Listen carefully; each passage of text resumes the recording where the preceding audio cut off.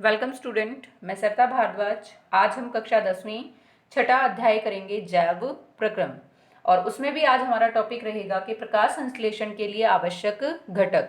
और कितने आवश्यक घटक हैं? 4 आवश्यक घटक होते हैं, क्योंकि हमने प्रकाश संश्लेषण की प्रक्रिया को लास्ट वीडियो में किया था। तो हमें पता है वो 4 घटक कौन कौन से होते हैं। सूर्य का प्रकाश होना पहला, दूसरा क्लोरोफिल की उपलब्धता होना पौधे के अंदर, कार्बन डाइऑक्साइड और जल की उपलब्धता।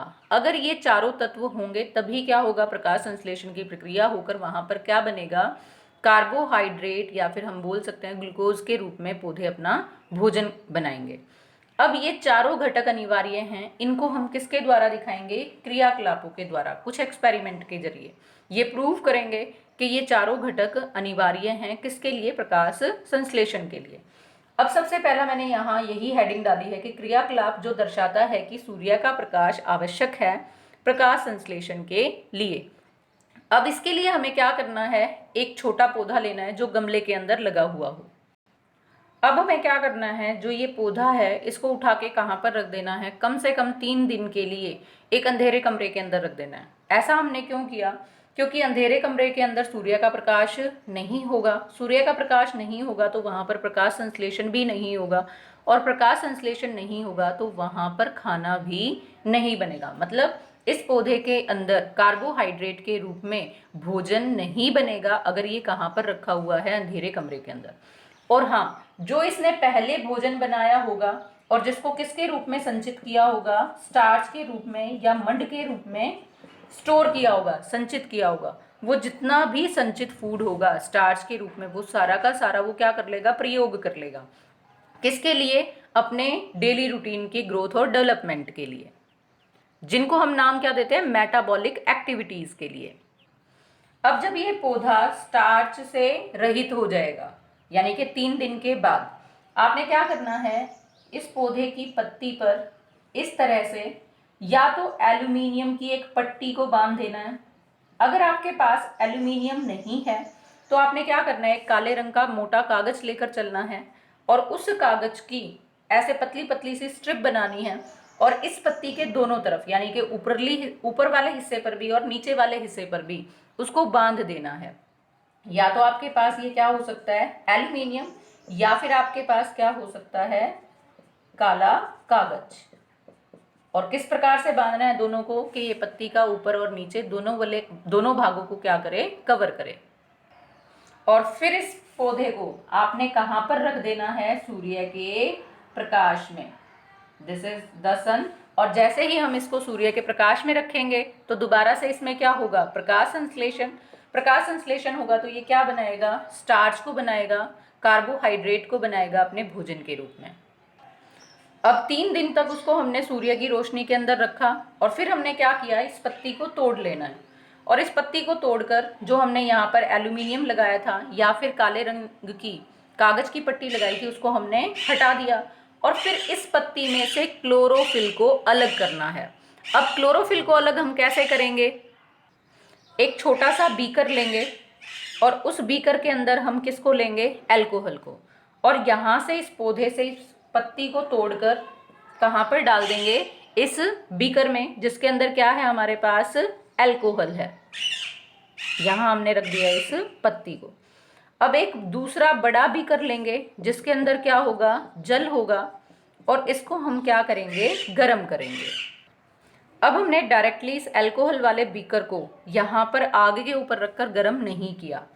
क्यों नहीं किया? क्योंकि जो हमारे पास अल्कोहल है वो बहुत ज़्यादा ज्वलनशील होता है। वो अगर डायरेक्टली आग के ऊपर रखा जाए तो वो आग की लपटों को पकड़ सकता है, जिसकी वजह से कोई दुर्घटना हो सकती है।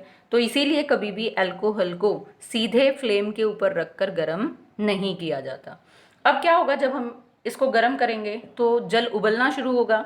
पानी जैसे ही उबलेगा तो यहाँ पर जो इस बीकर के अंदर अल्कोहल है वो भी गर्म होगा, और धीरे धीरे से जो पत्ती का हरा रंग है वो खत्म होना शुरू हो जाएगा।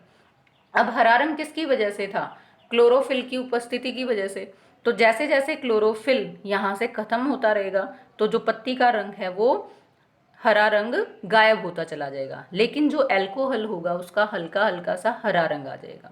अब जैसे ही इस पत्ती का सारा हरा रंग गायब, आपने पत्ती को यहाँ से निकाल लेना है, और इस तरह से एक दूसरे बर्तन में जिसमें गर्म पानी रखा है उसके अंदर उस पत्ती को आराम से क्या करना है, धो लेना है, ताकि अगर उसके सरफेस पर कुछ क्लोरोफिल चिपका हो तो वो भी निकल जाए और जो अल्कोहल इस पत्ती के ऊपर था वो भी क्या हो, यहाँ से साफ हो जाए। उसके बाद इस पत्ती को हम यहाँ से निकालेंगे, एक दूसरे बर्तन के अंदर रखेंगे। यहाँ पर हमने इस पत्ती को रख लिया और इसके ऊपर हम क्या डालेंगे, आयोडीन का सॉल्यूशन डालेंगे।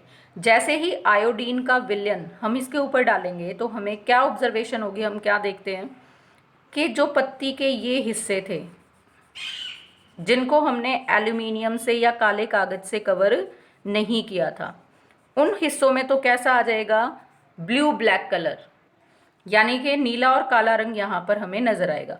लेकिन जहाँ पर हमने उस एल्यूमिनियम की स्ट्रिप को या फिर काले कागज की स्ट्रिप को बांधा था वहाँ पर कोई भी ब्लू ब्लैक या काला नीला रंग नहीं दिखाई देगा। तो हम क्या कह सकते हैं, जब भी आयोडीन कहीं पर डाला जाता है और ब्लू ब्लैक कलर आता है तो वो किसकी वजह से होता है, स्टार्च की वजह से। तो इसका मतलब जहाँ पर काला नीला रंग आया वहाँ पर स्टार्च है और जहाँ पर नहीं आया वहाँ पर स्टार्च नहीं है। अब यहाँ पर स्टार्च क्यों नहीं है, क्योंकि यहाँ पर हमने किसको बांधा हुआ था, एल्यूमिनियम या काला कागज, जिसकी वजह से क्या था, ये सूर्य के प्रकाश से इतना हिस्सा वंचित रहा। सूर्य का प्रकाश नहीं था तो प्रकाश संश्लेषण भी इस हिस्से में नहीं हुआ। प्रकाश संश्लेषण नहीं हुआ तो कार्बोहाइड्रेट भी भोजन के रूप में नहीं बना और यहाँ पर कोई भी रंग नहीं आया। तो ये क्रियाकलाप हमें दिखाता है कि सूर्य का प्रकाश आवश्यक है किस चीज़ के लिए, प्रकाश संश्लेषण के लिए। अब दूसरा हम क्रियाकलाप कर रहे हैं जो हमें क्या दर्शाएगा कि क्लोरोफिल आवश्यक है किस चीज़ के लिए, प्रकाश संश्लेषण के लिए। इसके लिए भी हमने क्या लेना है, एक पॉटेड प्लांट लेना है, गमले में लगा हुआ पौधा। हमने जो यहाँ पर पौधा लिया, अगर हम उनकी पत्तियों को देखते हैं तो उसमें क्या है, कुछ हिस्सा मैंने हरा बनाया और कुछ कैसा है, सफ़ेद। जब ऐसी पत्तियाँ होती हैं तो उनका नाम क्या होता है, शबलित पत्तियाँ। शबलित पत्तियाँ या फिर वेरिएटेड लीव्स भी बोलते हैं इनको। ये क्या होता है, कुछ हिस्सा सफ़ेद और कुछ हिस्सा हरा। कहाँ देखने को मिलती है, जैसे मनी प्लांट का पौधा ले सकते हैं, क्रोटन का पौधा ले सकते हैं हम।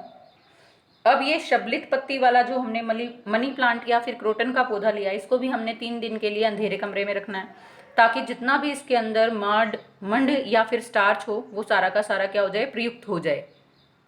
फिर हमने क्या करना है, इस पौधे को जब इसका सारा का सारा स्टार्च निकल जाए 3 दिन अंधेरे कमरे में रखने के बाद, इसको सूर्य के प्रकाश में रखना है कम से कम 6 घंटे के लिए। अब 6 घंटे सूर्य के प्रकाश में रखने के बाद इस पत्ती को हम यहाँ से तोड़ लेंगे और दोबारा से क्या करेंगे, इसको उबलते हुए अल्कोहल के अंदर गर्म करेंगे। गर्म करने का तरीका वैसे ही रहेगा जैसा अभी पहले एक्सपेरिमेंट में आपको बताया। उससे क्या होगा कि जितना इसका हरा रंग होगा, क्लोरोफिल होगा, वो अल्कोहल के अंदर घुल जाएगा और पत्ती कैसी हो जाएगी, रंगहीन। अब जैसे ही यहाँ से इसका हरा रंग गायब हो जाएगा पत्ती का, तो हम इसको एक दूसरे बर्तन में लेंगे जिसमें क्या होगा, उबलता हुआ गर्म जल होगा और उस पत्ती को उसमें कम से कम 2 से 3 मिनट के लिए हम रखेंगे, ताकि अगर उसके सरफेस पर कोई अल्कोहल हो या फिर कोई क्लोरोफिल का तत्व रह गया हो तो वो इस गर्म पानी में धुल जाए। अब इस रंगहीन पत्ती को हम गर्म जल वाले बर्तन में से निकालकर एक दूसरे बर्तन में रख लेंगे और फिर इसके ऊपर हम क्या डालेंगे, आयोडीन को। जैसे ही हम आयोडीन विलयन के इसको डिप करेंगे या आयोडीन विलयन को इसके ऊपर डालेंगे तो हम क्या देखेंगे कि ये वाला हिस्सा काले नीले रंग का हो जाएगा और जो ये वाला हिस्सा है इसका कोई भी रंग परिवर्तन नहीं होगा। अब जो ये क्रियाकलाप है ये भी हमें क्या दर्शाता है, जो यहाँ पर ये काला नीला रंग आया वो क्यों आया, क्योंकि ये वाला हिस्सा कैसा था, इस पत्ती का हरा था, जैसा हमने यहाँ पर दिखाया। अब जैसे ही कुछ टाइम के लिए हमने सूर्य की रोशनी में इसको रखा तो इसने क्या बना लिया, अपना कार्बोहाइड्रेट बना लिया और उसको स्टोर किया किसके रूप में, स्टार्च के रूप में। अब इस स्टार्च की प्रेजेंस की वजह से ही जैसे ही हमने यहाँ पर आयोडीन का विलयन डाला तो वो कैसा हो गया, काले नीले रंग का। लेकिन जो सफ़ेद वाला हिस्सा है उसमें क्लोरोफिल नहीं है। क्लोरोफिल नहीं है तो प्रकाश संश्लेषण भी नहीं होगा और ना ही वहाँ पर स्टार्च की उपलब्धता होगी। ना नहीं स्टार्च तो आपके पास आयोडीन विलयन के साथ भी काला नीला रंग वो नहीं देगा। अब हम तीसरा क्रियाकलाप दर्शाएंगे जो हमें क्या बताएगा कि कार्बन डाइऑक्साइड आवश्यक है किस चीज़ के लिए, प्रकाश संश्लेषण के लिए। इसके लिए हमने क्या लेना है, दोबारा से एक गमले में लगा हुआ पौधा लेना है, लेकिन उसकी खास बात क्या होनी चाहिए, जो उसकी पत्तियाँ होंगी वो लंबी होंगी और कम चौड़ी होंगी। दूसरा हमने क्या लेना बेटा, एक चौड़े मुंह वाली बोतल लेनी है जिसके अंदर हमने क्या रखा होगा, KOH। अब जो ये पोटाशियम हाइड्रोक्साइड है ये क्या करता है कि जितनी भी आसपास कार्बन डाइऑक्साइड होती है उसको क्या कर लेता है, अवशोषित कर लेता है, एब्जॉर्ब कर लेता है। तो हमने क्या करना है कि जिस बोतल के अंदर ये KOH है उसके अंदर हमने इस पत्ती को डाल देना है, और साथ के साथ क्या करना है, इस तरीके से कर लेना है। और साथ में हमने क्या करना है, जो ये माउथ है, इसका जो चौड़ा मुंह है बोतल का, उसके अंदर हमने क्या रख लेना है, एक कॉर्क को, रबड़ की कॉर्क को। जो रबड़ की कॉर्क होगी वो इस रूप से होगी कि वो दो हिस्सों में बटी हुई होगी इस तरीके से, ताकि पत्ती आराम से उसके बीच में से निकल जाए और ये दोनों हिस्से आपस में क्या हो जाएं, टाइटली जुड़ जाएं। अब क्या होगा, जैसे ही हम रबड़ कॉर्क को इसके अंदर डालेंगे तो पत्ती का आधा हिस्सा तो बाहर रह जाएगा और आधा हिस्सा इस बोतल के अंदर। इसका मतलब जो पत्ती का अंदर वाला हिस्सा है उसको कार्बन डाइऑक्साइड अवेलेबल नहीं होगी, यहाँ पर कार्बन डाइऑक्साइड नहीं होगी क्योंकि पोटाशियम हाइड्रोक्साइड ने सारी कार्बन डाइऑक्साइड को क्या कर लिया, अवशोषित कर लिया। लेकिन जो बाहर वाला हिस्सा है उसको कार्बन डाइऑक्साइड मिलेगी। और बच्चों आपको ये चीज़ ध्यान रखनी है कि ये सब कुछ करने से पहले हमने इस पौधे को कहाँ पर रखना है, 3 दिन के लिए अंधेरे कमरे में रखना है, जैसा हमने पहले 2 एक्सपेरिमेंट में किया है, ताकि जितना इस पत्ती के अंदर क्या हो, स्टार्च, वो सारा का सारा क्या हो जाए, प्रयुक्त हो जाए उसकी मेटाबॉलिक एक्टिविटीज़ के अंदर। उसके बाद हमने इसको इस तरीके से करना है और फिर हम इसको कहाँ रखेंगे, सूर्य के प्रकाश में रखेंगे कम से कम 3 से 4 दिन के लिए इसी स्थिति के अंदर। और फिर हम क्या करेंगे, इस लीफ को, इस पत्ती को तोड़ लेंगे। तोड़ के हम इसको क्या करेंगे, दोबारा से अल्कोहल के अंदर गर्म करेंगे ताकि जितना इसका हरा रंग है, क्लोरोफिल है, वो निकल जाए। अब जो हमारे पास ये रंगहीन पत्ती आएगी इसको हम दोबारा से गर्म पानी में धो लेंगे अच्छे तरीके से, ताकि अल्कोहल और क्लोरोफिल कुछ इसके सरफेस पे चिपका हो तो वो निकल जाए। फिर हम इसको एक दूसरे बर्तन में लेंगे और इस पत्ती के ऊपर किसको डालेंगे, आयोडीन के सॉल्यूशन को। अब इसमें हम क्या डालेंगे, आयोडीन का विलयन। जैसे ही आयोडीन का विलयन डालेंगे तो हम क्या देखेंगे कि पत्ती का वो हिस्सा जो इस बोतल से बाहर था, जिसको कार्बन डाइऑक्साइड मिल रही थी, वो कैसा हो जाएगा, ब्लू ब्लैक कलर का, नीले काले रंग का। क्योंकि वहाँ पर क्या बन रहा था, स्टार्च बन रहा था। स्टार्च क्यों बन रहा था, क्योंकि वहाँ पर कार्बन डाइऑक्साइड उपलब्ध थी।